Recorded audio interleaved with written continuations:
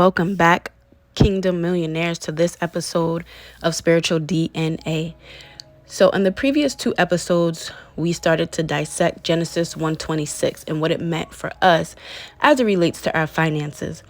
In the previous video, we started to break down the second half of Genesis 1:26, where it talks about we're made after the likeness or the nature of God. And we begin to break down some of his attributes, which were he's a visionary, he's a creator, he's abundant, he's fruitful, etc. And so in this video, the second half to his nature, or who he is, deals with the emotions. And so we're going to dissect or dive into, God being love, right? He is love. He embodies love. And when you really think about love and what that is, it's giving.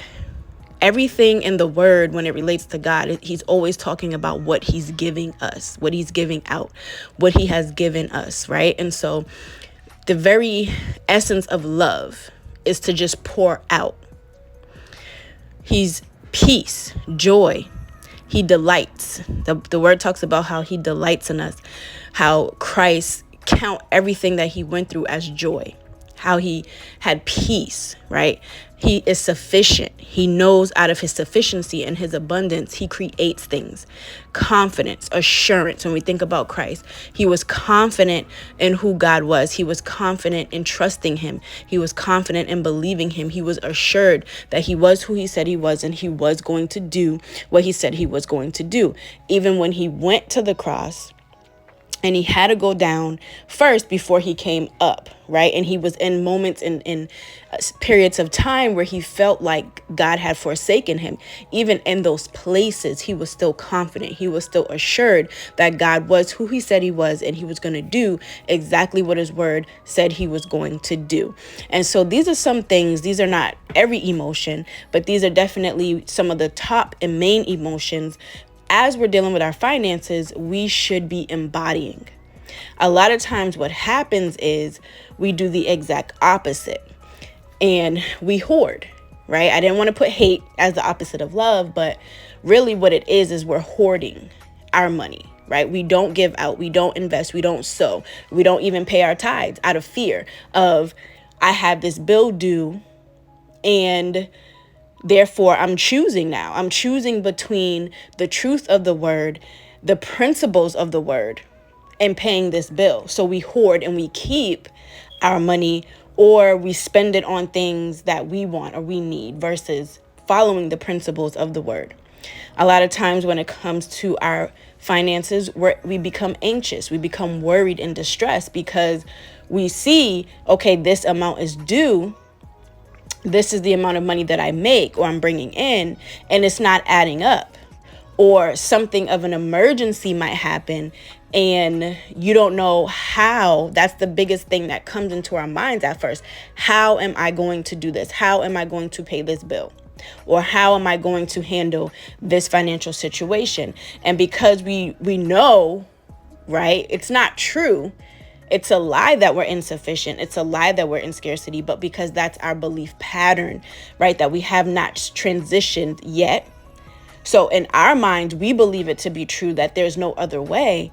And we begin to become anxious about it. We begin to worry about it. It stays on our mind. It replays on our mind. We're in distress. We are become depressed. I mean, there's so much that goes on when we meet this reality that it's not adding up. We begin to believe we're insufficient. We try to fix the problem out of an insufficient place, right? We even get to a place where we begin to doubt God and have our faith is tested, right? Because our belief is tested and we begin to pull away from God. We begin to look away from God and we begin to look outside of ourselves and outside of him to fix this problem because he's not showing up, fast enough. He's not on time. He's not going to do it. All these thoughts and things that we believe about him. And so emotions and feelings are rooted or stem from what we're thinking, what our thought process is in that moment that we're faced with that situation. So we begin to take thoughts I don't have enough. Whatever thoughts you begin to take when you see that there's a limitation. From those thoughts, every thought has an emotion attached to it. And so from those thoughts that you begin to take, when you're looking at your circumstances, your financial circumstances, you'll begin to have feelings, right? And you can actually feel these vibrations. I know plenty of times where I've went and done things financially, made financial decisions, and I can actually feel the limitation and the scarcity and the anxiety and the worry and all of these things, at that time before I started to master my mind and master my emotions. And so what you're thinking about your finances is what ultimately brings up all of these feelings. You have to ask yourself and really sit with yourself. What do you have to be believing about your finances to produce these thoughts and these emotions that are not bearing the image of God and Christ?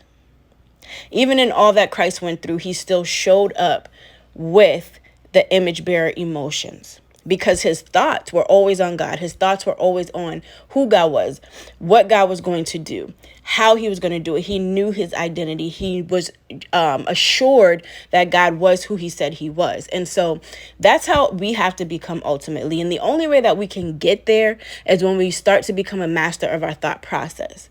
And so we literally have to uncover or become aware of what we're currently thinking about our finances and about our financial circumstances, and then change those. Be diligent in changing and renewing our thought process regarding our finances.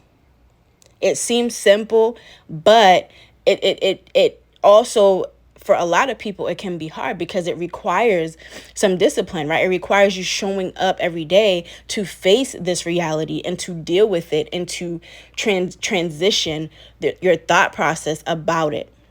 It requires you to become a master of your thoughts and a master of your emotions.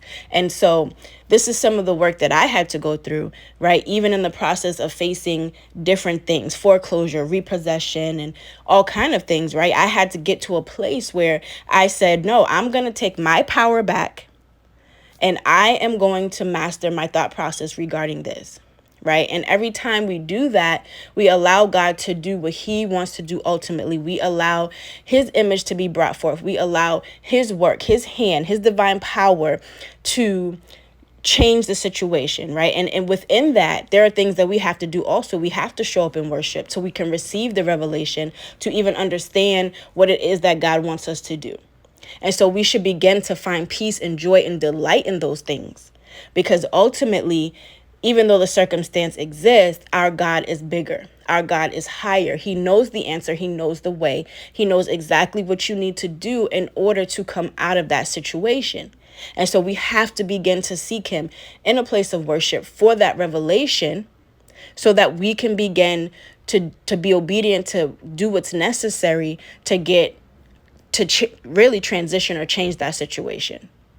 But if we're not even thinking that that's possible, or thinking that God will do these things, or thinking that God will show up, or feeling like, if we always feel like we have to take on this situation by ourselves, then we're always gonna have thoughts that create these type of emotions, and we're gonna spin out in mind drama and spin out in cycles where generationally we pass these things on to our children, and we never fully come out of this place of scarcity and limitations. And so I just encourage each and every one of you to really sit down with yourselves and really start to understand what it is that you're believing about yourself, about God, and about your situation. Write these things down. Pull the thoughts out of your head so you can see them on paper. You are literally only the thinker of your thoughts. And as the thinker of your thoughts, you can change what you're thinking. And you can gain or regain your power back and become this image bearer who's walking and showing up just as Christ. Be blessed.